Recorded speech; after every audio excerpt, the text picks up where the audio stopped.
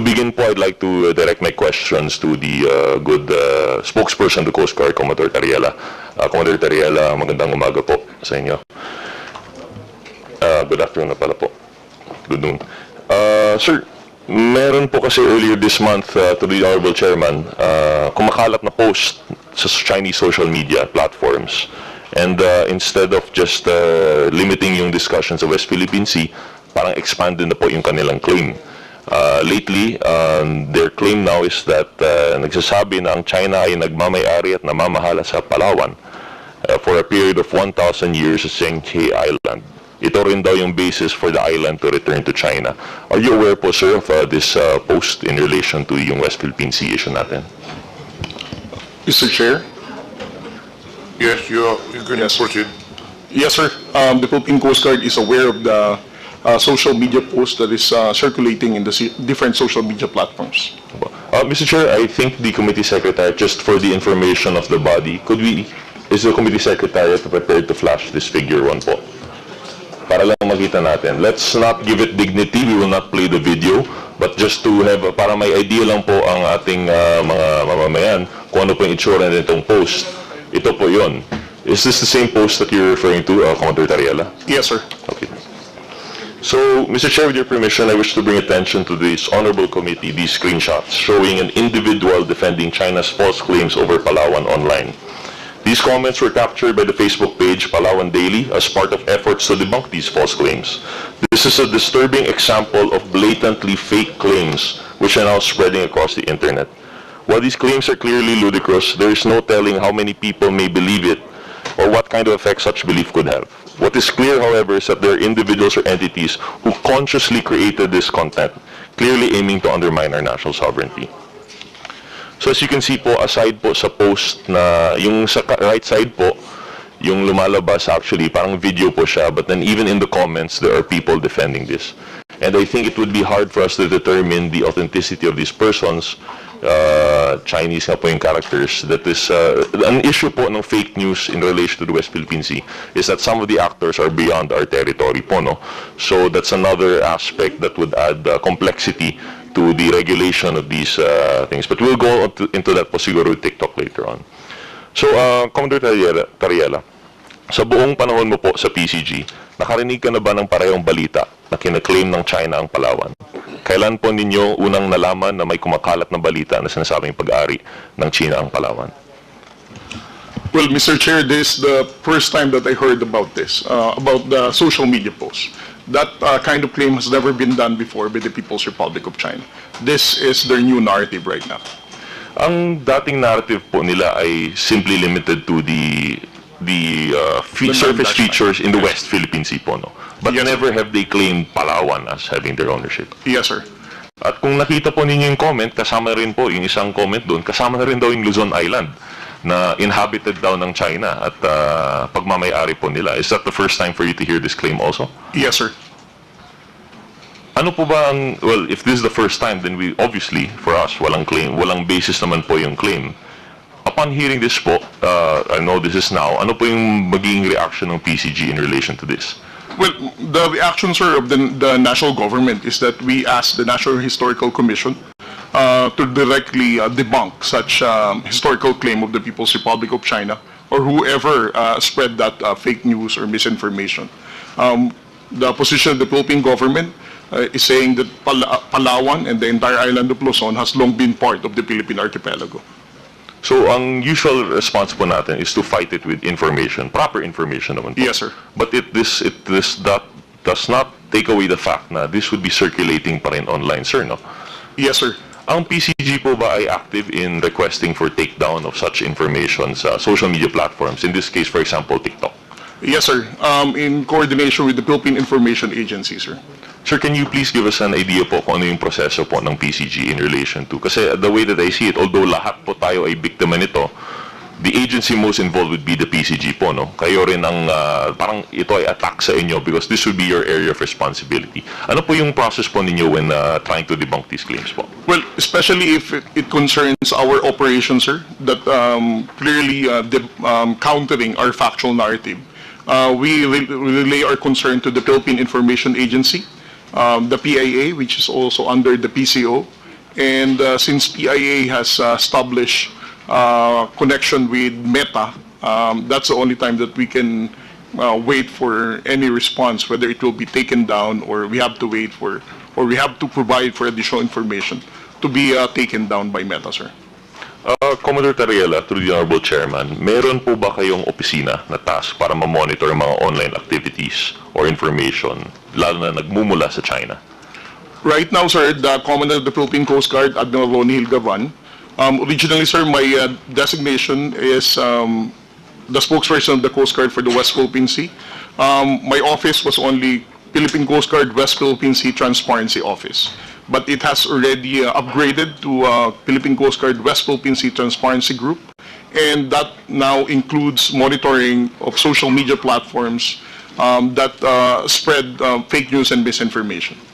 Sir, ito po ba ay kasama sa original mandate ng PCG, or is this part of the evolving new frontier nga po na tinatawag nila sa conflict over the West Philippine Sea? This is part of our evolving role right now, especially that the national government is supporting the transparency initiative to make the Filipino people understand and be aware of what's happening in the West Philippine Sea.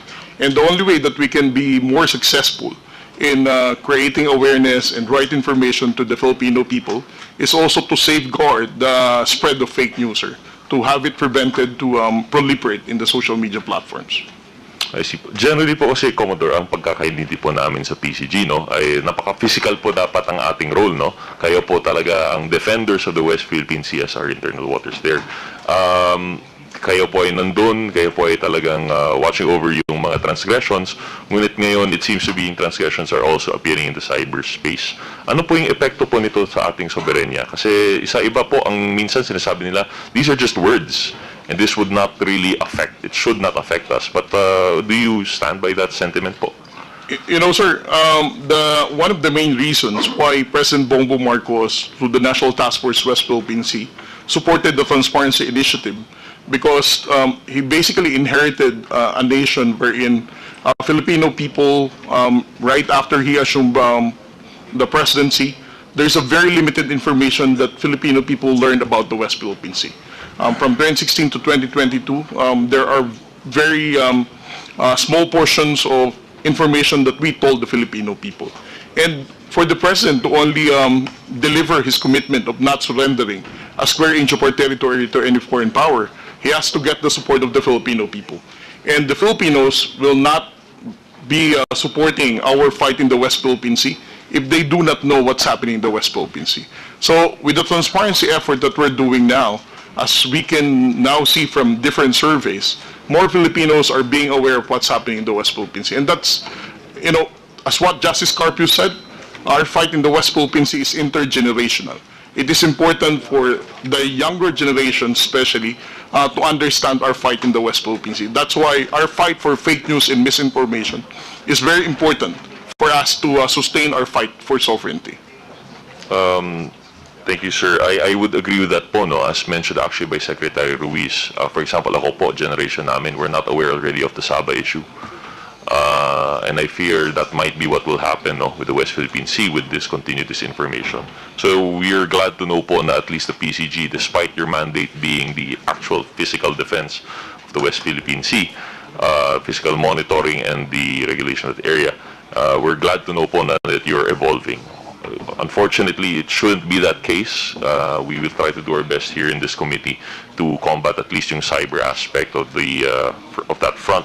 Pero in relation to that po, Commodore Tariela, through the Honorable Chairman, we really have to make all these actions to counter this map expansion tactics ng China, whether it's in the actual or the cyberspace po, no?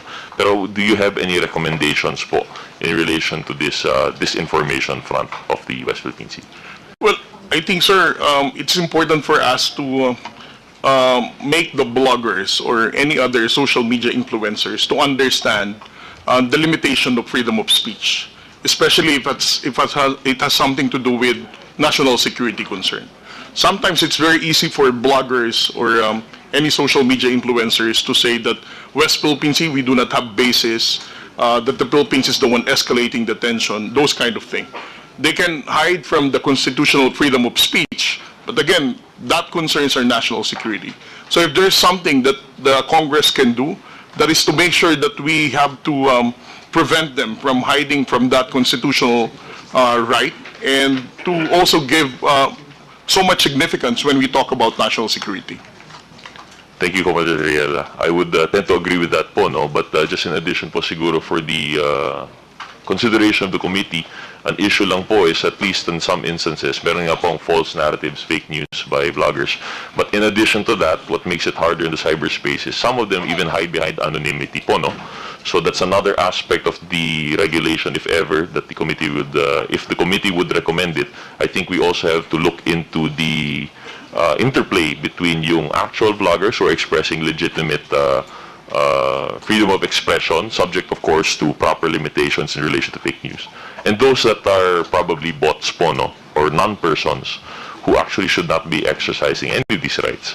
But with that, Mr. Chair, just a few additional questions sa PCG, because although we've already discussed earlier yung post nung sa Palawan, it is our understanding that generally, especially in TikTok, could you confirm po sa amin po, Commodore Tariela, na in some cases, it's not really censorship po, no? But there seems to be a suppression of content in relation of pro-West Philippine Sea sentiments. Is that correct po? Well, I don't have personal experience about the suppression of content in TikTok, sir, no? But I heard from other reporters that if they're using such platform, there are instances that they can limit the audience and the engagement of that particular post if it has something to do with West Philippine Sea reporting. I see, sir. Actually, that question is coming from the source that, I also heard of the same sentiments. Unfortunately, I don't think we have any of these media reporters here with us today as resource persons. So I wanted to ask from you po sana, because what I recall would be in those instances where there are actual, how do you call them, conflicts between the Coast Guard and also yung counterpart po natin sa China. Sometimes we've adopted that strategy of having journalists on board Yes. po, no? But what we've heard is that when they were posting to their personal social media accounts, sometimes they will block out the audio, or sometimes they would limit po its proliferation in the algorithm. And I just wanted to hear po siguro from you, Commodore Tariela, if you had any similar experience to this. Well, for other social media platforms, we don't have any experience about suppression of the